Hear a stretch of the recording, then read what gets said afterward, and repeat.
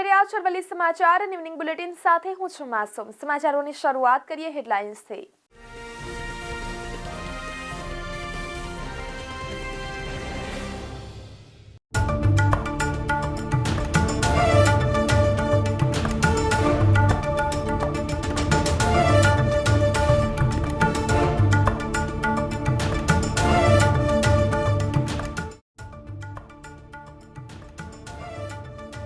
રાત્રિના તાપમાનમાં પોણા ડિગ્રીની વધઘટ। મુખ્ય 5 શહેરોમાં ઠંડીનો પારો 14.2 થી 18.2 ડિગ્રીની વચ્ચે રહ્યો।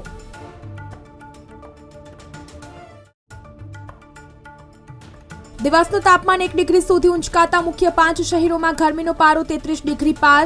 બપોરે આખરી ગરમીના અનુભવ સાથે સામાન્ય ઉકળાટ અનુભવાયો।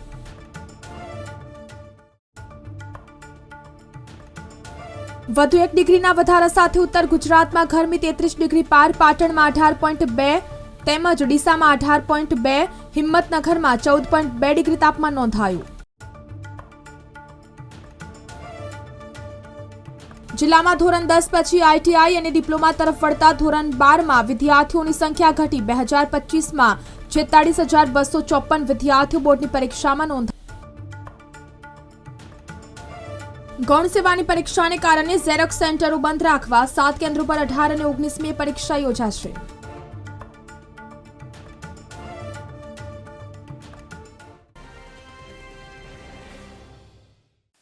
સમાચાર પ્રાપ્ત થઈ રહ્યા છે સાબરકાંઠાથી। હિંમતનગર ગ્રામ્ય વિસ્તારમાં તસ્કરો બેફામ બન્યા છે।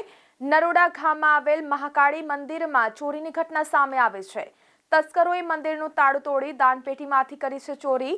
25,000 મત્તાની રોકડ રકમ તેમજ સાઉન્ડ સિસ્ટમની ચોરી કરી છે। મંદિરમાં ચોરીની ઘટનાને લઈ ગ્રામજનોમાં રોષ જોવા મળી રહ્યો છે। પોલીસના પેટ્રોલિંગ ઉપર પણ અનેક સવાલો ઉભા થયા છે। તો હિંમતનગર ગ્રામ્ય વિસ્તારમાં તસ્કરો બેફામ બન્યા છે। નરોડા ગામમાં આવેલ મહાકાળી માતાજીના મંદિરમાં ચોરીની ઘટના સામે આવી છે। તસ્કરોએ મંદિરનું તાળું તોડી દાનપેટીમાંથી ચોરી કરી છે। સમાચાર પ્રાપ્ત થઈ રહ્યા છે સાબરકાંઠાથી। હિંમતનગર ગ્રામ્ય વિસ્તારમાં તસ્કરો બેફામ બન્યા છે। નરોડા ગામમાં આવેલ મહાકાળી મંદિરમાં ચોરીની ઘટના સામે આવી છે। તસ્કરોએ મંદિરનું તાળું તોડી દાનપેટીમાંથી કરી છે ચોરી। 25,000 મત્તાની રોકડ રકમ તેમજ સાઉન્ડ સિસ્ટમની ચોરી કરી છે। મંદિરમાં ચોરીની ઘટનાને લઈ ગ્રામજનોમાં રોષ જોવા મળી રહ્યો છે। પોલીસના પેટ્રોલિંગ ઉપર પણ અનેક સવાલો ઉભા થયા છે।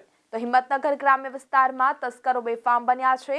નરોડા ગામમાં આવેલ મહાકાળી માતાજીના મંદિરમાં ચોરીની ઘટના સામે આવી છે। તસ્કરોએ મંદિરનું તાળું તોડી દાનપેટીમાંથી ચોરી કરી છે। સમાચાર આવી રહ્યા છે સાબરકાંઠાથી। જિલ્લા આરોગ્ય વિભાગની દળમાં રેડ। લક્ષ્મી વુમન્સ હોસ્પિટલમાં પોલીસ બંદોબસ્ત સાથે થઈ રેડ। આરોગ્ય વિભાગની ટીમ દ્વારા 3 સોનોગ્રાફી મશીન સીલ કરવામાં આવ્યા છે। તો લક્ષ્મી વુમન્સ હોસ્પિટલમાં છેલ્લા કેટલાય સમયથી ચાલતું હતું ગર્ભ પરીક્ષણ। તો જિલ્લા આરોગ્ય વિભાગની ઈડરમાં સફળ રેડ બાદ અધિકારીઓના મોબાઈલ થયા બંધ। તો ઈડર તાલુકા હેલ્થ ઓફિસર સહિત જિલ્લાના આરોગ્ય વિભાગના અધિકારીઓના ફોન બંધ થતા ચર્ચાનો વિષય। અધિકારીઓએ 4 કલાક કરતાં વધુ સમય સુધી પોલીસ બંદોબસ્ત સાથે હોસ્પિટલમાં સર્ચ હાથ ધર્યું। સમાચાર આવી રહ્યા છે સાબરકાંઠાથી। જિલ્લા આરોગ્ય વિભાગની દળમાં રેડ। લક્ષ્મી વુમન્સ હોસ્પિટલમાં પોલીસ બંદોબસ્ત સાથે થઈ રેડ। આરોગ્ય વિભાગની ટીમ દ્વારા 3 સોનોગ્રાફી મશીન સીલ કરવામાં આવ્યા છે। તો લક્ષ્મી વુમન્સ હોસ્પિટલમાં છેલ્લા કેટલાય સમયથી ચાલતું હતું ગર્ભ પરીક્ષણ। તો જિલ્લા આરોગ્ય વિભાગની ઈડરમાં સફળ રેડ બાદ અધિકારીઓના મોબાઈલ થયા બંધ। તો ઈડર તાલુકા હેલ્થ ઓફિસર સહિત જિલ્લાના આરોગ્ય વિભાગના અધિકારીઓના ફોન બંધ થતા ચર્ચાનો વિષય। અધિકારીઓએ 4 કલાક કરતાં વધુ સમય સુધી પોલીસ બંદોબસ્ત સાથે હોસ્પિટલમાં સર્ચ હાથ ધર્યું।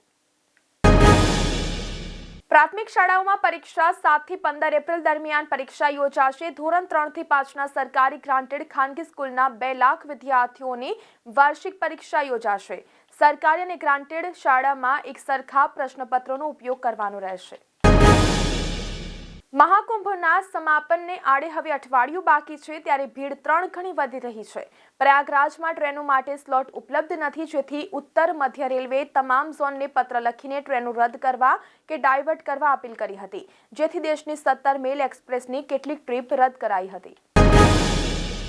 ગુજરાત શિક્ષણ બોર્ડની ધોરણ 10 સાથે ધોરણ 12 સામાન્ય પ્રવાહ અને ધોરણ 12 વિજ્ઞાન પ્રવાહની મુખ્ય જાહેર પરીક્ષામાં HD CCTVથી પેપર લીકના ડર હોવાથી જ DOએ સ્કૂલના વાઈફાઈ પર પ્રતિબંધ મૂક્યો છે. MS યુનિવર્સિટીની કોમર્સ ફેકલ્ટીમાં બુધવારથી મિડ સેમેસ્ટર પરીક્ષાઓ શરૂ થઈ છે. FY, SY અને TYની પરીક્ષાઓ એક જ દિવસે યોજાશે, જેથી કેમ્પસમાં પાર્કિંગની અવ્યવસ્થા સર્જાશે. કોમર્સના યુનિટ બિલ્ડિંગની પાછળના ભાગે પાર્કિંગની વ્યવસ્થા કરવામાં આવી છે. ગુજરાતમાં યોજાયેલી 68 નગરપાલિકા, જૂનાગઢ મહાનગરપાલિકા અને 3 તાલુકા પંચાયતની ચૂંટણીના પરિણામ આવી ગયા છે. ભારતીય જનતા પાર્ટીએ જૂનાગઢ મનપા સાથે 62 નગરપાલિકા કબજે કરી છે, જેમાં માણસા નગરપાલિકા પણ સામેલ છે. કેન્દ્રીય ગૃહમંત્રી અમિત શાહના મત વિસ્તાર અને વતન માણસામાં ભાજપે કોંગ્રેસનો સફાયો કર્યો છે. મોટા મહાનગર, ગામડા અને પછી નાના નગરોમાં પણ કોંગ્રેસના સુપડા સાફ થઈ ગયા છે. 68 નગરપાલિકાની ચૂંટણી યોજાઈ, જેમાં એકલા ભાજપે 60થી વધુ નગરપાલિકા કબજે કરી લીધી, જ્યારે કોંગ્રેસને સમ ખાવા પૂરતી એક પાલિકા મળી છે, જ્યારે અન્ય પાલિકાઓએ અપક્ષે મેદાન માર્યું છે. ખેડા જિલ્લાની મહુધા નગરપાલિકામાં વર્ષો બાદ ભાજપને પૂર્ણ બહુમતી. ખેડા જિલ્લાની મહુધા નગરપાલિકામાં વર્ષો બાદ ભાજપને પૂર્ણ બહુમતી મળી છે. 24 સીટમાંથી 14 સીટો પર ભાજપનો ભવ્ય વિજય થયો છે. ઇતિહાસમાં પ્રથમ વખત ભાજપ મહુધા નગરપાલિકામાં શાસન કરશે. દેશમાં હવામાનની પેટર્ન બદલાઈ ગઈ છે અને ઘણા રાજ્યોમાં ભારે વરસાદ થઈ રહ્યો છે. આ દરમિયાન ગાજવીજ અને વીજળીના ચમકાર સાથે ભારે પવન ફૂંકાશે. આગામી દિવસોમાં ચારે દિશામાં વરસાદની ચેતવણી જાહેર કરાઈ છે. વરસાદ બાદ શિયાળાની તીવ્રતા ફરી એકવાર વધી શકે છે. ભારતીય હવામાન વિભાગે આ અંગે ચેતવણી જાહેર કરી છે, તો અંબાલાલ પટેલે 19 તારીખ સુધીની આગાહી કરી છે. રાજ્યની પ્રાથમિક શાળાના શિક્ષકોની જિલ્લા ફેરબદલીના ઓફલાઈન કેમ્પોનો બીજો તબક્કો યોજવાની જાહેરાત કરવામાં આવી છે. જિલ્લા ફેરબદલી અને વધઘટમાં ખાલી પડતી શિક્ષકોની જગ્યા પર જ્ઞાન સહાયકોની ભરતી કરવાની જાહેરાત કરાઈ છે. શિક્ષણ વિભાગે જ્ઞાન સહાયકોની ભરતી માટે મંજૂરી આપી દીધી છે. શાળાઓમાં મંજૂર થયેલું મહેકમની ખાલી પડતી જગ્યા પર જ્ઞાન સહાયકની ભરતી કરવા મંજૂરી આપવામાં આવી છે. 19 ફેબ્રુઆરીથી 28 માર્ચ સુધી વિધાનસભાનું બજેટ સત્ર મળવાનું છે. આ બજેટ સત્રની અંદર સરકાર મોટા કામ કરવાની તૈયારી છે, જેમાં કુલ 4 વિધેયકો પસાર થવાના છે. સાથે જ 20 ફેબ્રુઆરીએ નાણામંત્રી કનુ દેસાઈ વર્ષ 2025-26નું બજેટ રજૂ કરશે. તો આ સાથે ઇવનિંગ બુલેટિનમાં અત્યારે બસ આટલું જ. નમસ્કાર.